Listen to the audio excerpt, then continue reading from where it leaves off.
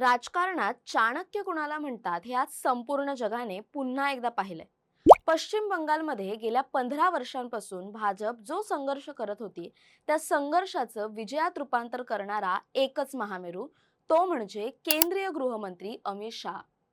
हा विजय केवळ भाजपचा नाही, तर हा विजय आहे अमित शहा यांच्या अचाट जिद्दीचा, पोलादी रणनीतीचा आणि बंगालच्या मातीत त्यांनी पेरलेल्या विश्वासाचा. अमित शहा यांनी ममता दीदींसाठी कशा पद्धतीने चक्रव्यूह रचलं, त्यांना निवडणूक आयोगाची साथ कशी मिळाली, केंद्रीय यंत्रणा आणि सीआरपीएफ यांचा पश्चिम बंगालच्या निवडणुकीवर कसा परिणाम झाला, याबद्दल सविस्तर माहिती सांगणार आहे. पण सुरुवात करूया अमित शहा स्वतः मैदानात उतरले त्या स्ट्रॅटेजीने. अमित शहा यांनी या निवडणुकीत केवळ रणनीती आखली नाही, तर ते स्वतः मैदानात उतरले. निवडणूक सुरू होण्यापूर्वी तब्बल 15 दिवस अमित शहा यांनी बंगालच्या भूमीवर तळ ठोकला होता. अमित शहा जेव्हा बंगालमध्ये उतरले तेव्हा परिस्थिती अत्यंत भयावह होती. ममता बॅनर्जींच्या गुंडांनी त्यांना उघडपणे धमकावलं, त्यांचे रस्ते रोखण्याचे कट रचले, अगदी त्यांच्या ताफ्यावर हल्ले करण्यापर्यंत त्यांची मजल गेली. पण अमित शहा हे नावच असे आहे की जे धमक्यांना भीक घालत नाही. उलट ज्या ज्या वेळी त्यांना रोखण्याचा प्रयत्न झाला, त्यावेळी अमित शहा अधिक आक्रमक झाले. त्यांनी 15 दिवस घरादाराचा विचार न करता बंगालच्या मातीत मुक्काम ठोकला. रात्री 2-2 वाजेपर्यंत कार्यकर्त्यांच्या बैठका घेणं आणि सकाळी 7 वाजल्यापासून पुन्हा रॅलीसाठी मैदानात उतरणं, हा त्यांचा झंझावात पाहून ममतांच्या पायाखालची वाळू सरकली होती. अमित शहा यांनी 50 पेक्षा अधिक सभा आणि भव्य रोड शो करून बंगालचा कोना कोपरा पिंजून काढला. 2021च्या निवडणुकीत भाजपने 38% मते मिळवूनही केवळ 77 जागांवर समाधान मानावं लागलं होतं. पण अमित शहा यांनी त्या पराभवातून धडा घेतला आणि यंदाची संपूर्ण कमान स्वतःच्या हातात ठेवली. त्यांनी बंगाल विजयाची पटकथा स्वतःच्या रक्ताने आणि घामाने लिहिली. अमित शहा यांनी यंदा सबका साथ सबका विकास सोबतच स्थानिक अस्मितेचा असा काही मिलाफ घडवून आणलाय की जो आजवर कोणालाच जमला नव्हता. अमित शहा यांच्या रणनीतीचा सर्वात मोठा भाग म्हणजे त्यांचा मॅथमॅटिकल अप्रोच. त्यांनी केवळ भाषणं केली नाहीत, तर बंगालच्या प्रत्येक जिल्ह्याचं, प्रत्येक विधानसभेचं आणि प्रत्येक जातीचं गणित मांडलं. त्यांनी हे ओळखलं होतं की केवळ हिंदुत्वाच्या मुद्द्यावर बंगाल जिंकता येणार नाही. तिथे ममतांच्या भ्रष्टाचाराचा आणि कट मनीचा राक्षस लोकांच्या मनात घर करून बसलाय. अमित शहा यांनी आपला संपूर्ण रोख या भ्रष्टाचारावर वळवला. त्याने टीएमसीच्या कार्यकर्त्यांना वसुली गँग म्हणून घोषित केलं आणि लोकांमध्ये हा विश्वास निर्माण केला की भाजप आली तरच ही गुंडशाही संपेल.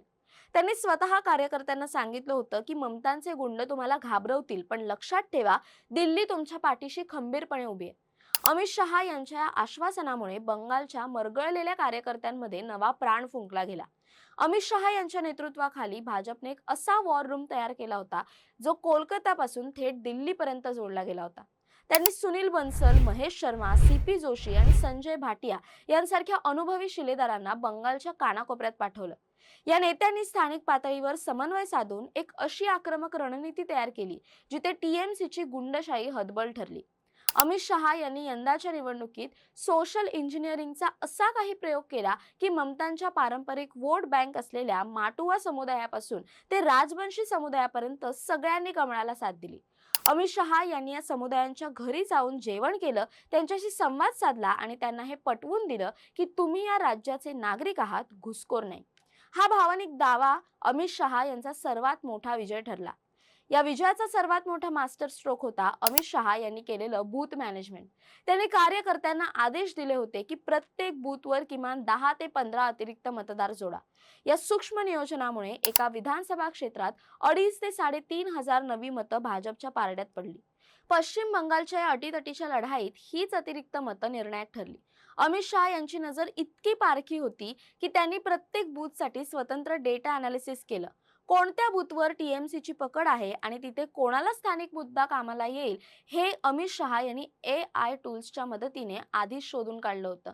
जेव्हा ममता दीदींच्या सभा व्हायच्या तेव्हा अमित शहा आपल्या कार्यकर्त्यांना गल्लीबोळात पाठवून लोकांच्या वैयक्तिक अडचणी सोडवत होते. हा मायक्रो मॅनेजमेंटचा नमुना आजवरच्या भारतीय राजकारणात कधीच पाहिला गेला नव्हता. अमित शहा यांनी टीएमसीला भ्रष्टाचार आणि गुंडागिरीचं प्रतीक बनवून जनतेसमोर उभं केलं.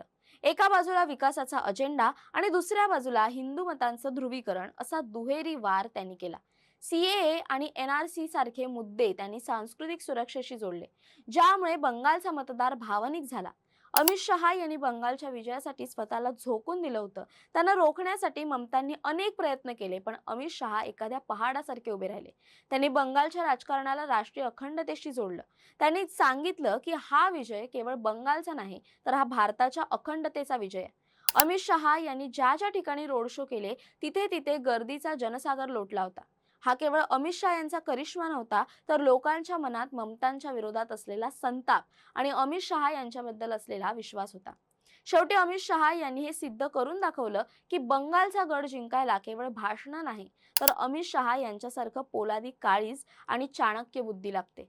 टीएमसीच्या गुंडांनी कितीही धमक्या दिल्या तरी अमित शहा यांनी शांतपणे आपली चाल खेळली आणि ममतांच्या सत्तेचा पाया उखडून फेकला. हा विजय म्हणजे अमित शहा यांच्या त्या 15 दिवसांच्या संघर्षाची पावती आहे. बंगालच्या इतिहासात अमित शहा यांचे नाव आता विजेता म्हणून सुवर्ण अक्षरात लिहिलं जाईल. बंगालमध्ये आज जे कमळ फुललंय त्याचं संपूर्ण श्रेय जातं ते अमित शहा यांच्या अफाट कष्टाला आणि त्यांच्या निर्भीड नेतृत्वाला. तुम्हाला काय वाटतं? अमित शहा यांनी बंगालमध्ये जो चमत्कार घडवून आणला तो इतर कोणाला जमला असता का? अमित शहा हेच खऱ्या अर्थाने या विजयाचे महानायक आहेत ना? कमेंट्समध्ये तुमची मतं नक्की सांगा आणि अशाच नवनवीन व्हिडिओसाठी टाइम महाराष्ट्राला सबस्क्राईब करायला विसरू नका.